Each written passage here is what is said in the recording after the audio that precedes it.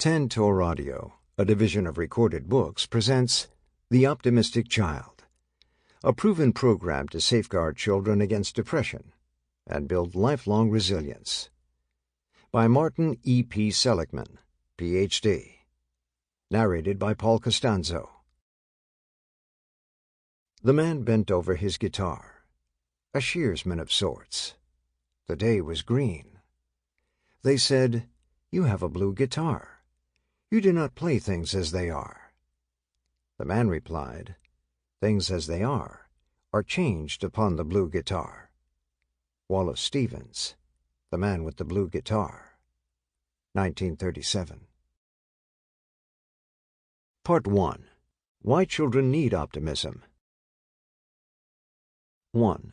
The Promissory Note. I was the catcher for the Lake Luzerne Dodgers, a catcher with meager talent, a catcher in awe of Danny and Teddy. Danny was the first baseman, and Teddy, the coach's son, was the left fielder. They were natural athletes. They could hit fastballs, a small miracle of hand-eye coordination that I never mastered, and they glided around the base paths with the grace of gazelles. They were, to a 10-year-old who was batting .111, the embodiment of beauty and summer and health.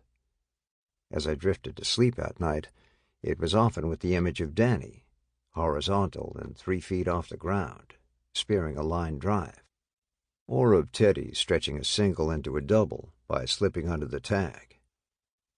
In the early hours of a chilly August upstate New York morning, my father woke me. "Danny's got polio," he said.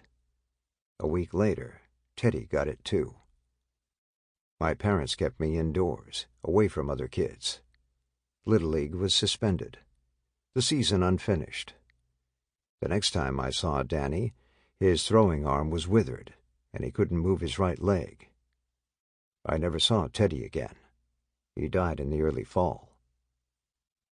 But the next summer, the summer of 1954, there was the Salk vaccine. All the kids got shots. Little League resumed. The Lake Luzerne Dodgers lost the opening game to the Hadley Giants. The fear that kept us housebound melted away, and the community resumed its social life. The epidemic was over. No one else I knew ever got polio. Jonas Salk was my childhood hero, and long into my own professional life as a psychologist, his way of doing science was my model. Not knowledge for its own sake, but knowledge in the service of healing. By exposing children's bodies to tiny manageable doses of polio, Salk had made their immune systems more capable of fighting off the real thing. He had taken the new pure science of immunology and applied it successfully to the worst epidemic of our time. I met Jonas Salk 30 years later, in 1984, in an encounter that changed my life.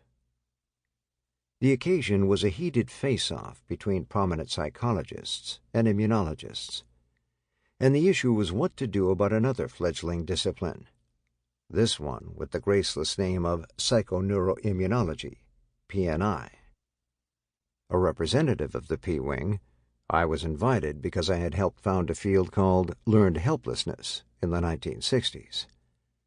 When I began my doctoral studies in experimental psychology at the University of Pennsylvania in 1964, I was burning with an ambition kindled during my Lake Luzerne years, an ambition that has since become unfashionable and is widely regarded as naive.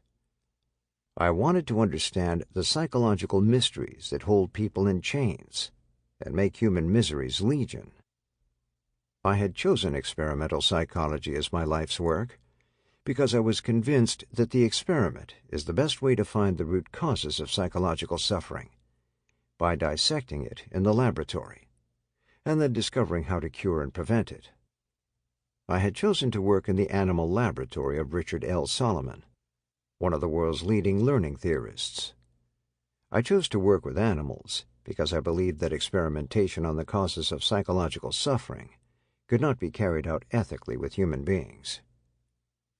When I arrived... Sample complete. Ready to continue?